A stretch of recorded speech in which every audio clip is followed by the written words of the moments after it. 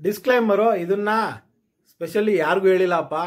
ಯಾರ್ಯಾರು ಏನೇನು ಮಾತಾಡ್ತಾ ಇದ್ದಾರೋ ಅವ್ರವ್ರಿಗೆ ಬಿಟ್ಟಿದ್ದು, ಅವ್ರವ್ರಿಗೆ ತಿಳ್ಕೊಬೇಕು ಅಂತ. ಯಾಕಂದರೆ ನಾವೆಲ್ಲ ಒಂದು ಕುಟುಂಬದವರು, ಚೆನ್ನಾಗಿರಬೇಕು. ಒಂದು ಕಡೆ ಒಂದು ಕುಟುಂಬನೇ ಸರಿ ಇಲ್ಲ. ಈಗ ಯೂಟ್ಯೂಬ್ ಕುಟುಂಬನ ಯಾಕೆ ಹಾಳಾಗ್ತಾ ಇದೆ, ಯಾಕೆ ಹಾಳು ಮಾಡ್ತಾ ಇದ್ದೀರಾ? ಯಾವುದ್ಯಾವುದೋ ವೈಯಕ್ತಿಕ ವಿಷಯಗಳನ್ನ ತೆಗೆದು ಇದನ್ನ ಅದನ್ನು ತಪ್ಪು ರೀ ಹೇಳಿದ್ರ ರೀ.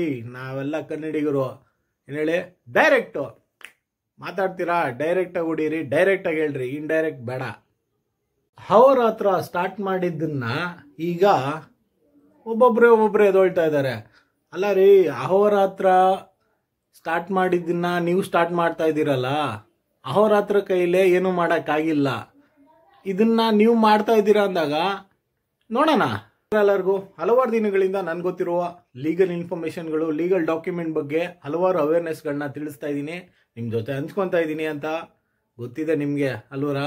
ಸೊ ಇನ್ನೂ ಯಾರು ಚಾನಲ್ಗೆ ಸಬ್ಸ್ಕ್ರೈಬ್ ಆಗಲ್ಲ, ಸಬ್ಸ್ಕ್ರೈಬ್ ಆಗಿ. ಕೊಡೋ ಇನ್ಫಾರ್ಮೇಷನ್ ಹೇಗಿತ್ತು ಅಂತ ಕಮೆಂಟ್ ಮಾಡೋದು ಮರಿಬೇಡಿ. ಇನ್ನೂ ಯಾರು ಆಗಿಲ್ಲ ಅಂದ ಆಗ್ಬಿಡಿ. ನಾನು ನಿಮ್ಮ ಜೊತೆ ಹಂಚ್ಕೊತಾ ಇರೋದೇನಪ್ಪ ಅಂದಾಗ, ಈ ಬೆಟ್ಟಿಂಗ್ ಆ್ಯಪು, ಬೆಟ್ಟಿಂಗ್ ಪ್ರಮೋಷನು, ಅದು ಇದು ಅಂತ, ಇದು ದೊಡ್ಡವರಿಂದ ಇವಾಗ ಚಿಕ್ಕವ್ರಿಗೆ ಬಂದಿದೆ. ಚಿಕ್ಕವರಲ್ಲೇ ಕಾಂಟ್ರವರ್ಸಿಗಳಿ. ಈ ಕಾಂಟ್ರವರ್ಸಿ ಸ್ಟಾರ್ಟ್ ಆಗಿರೋದೆ ಇದೊಂದರಿಂದಾನೆ. ಯಾವುದು? Betting app. ಸರ್ಕಾರನೇ ತಲೆ ಕೆಡಿಸ್ಕೊತಾ ಇಲ್ಲ, ಆಯ್ತಾ? ನೀವು ಅವೇರ್ನೆಸ್ ಕೊಡಬೇಕು ಅಂತ ನಮ್ಮ ಜನಗಳಿಗೆ ಹೇಳಿದ್ರೆ ಆಡೋದನ್ನ ನಿಲ್ಲಿಸ್ತಾರ? ಆದರೆ ಇದನ್ನ ಸರ್ಕಾರಕ್ಕೆ ಯಾರಾದರೂ ಒಬ್ಬರಾದ್ರೂ ತಿಳಿಸ್ತಾ ಇದ್ದೀರಾ? ಇವತ್ತವರೆಗೂ ಫೈಟ್ ಮಾಡಿದ್ದು ಒಬ್ರು ಲಾಯರು, ಅದು ಅವ್ರ ಹತ್ರ ಅವ್ರಿಗೆ ಗೊತ್ತಿರುತ್ತೆ.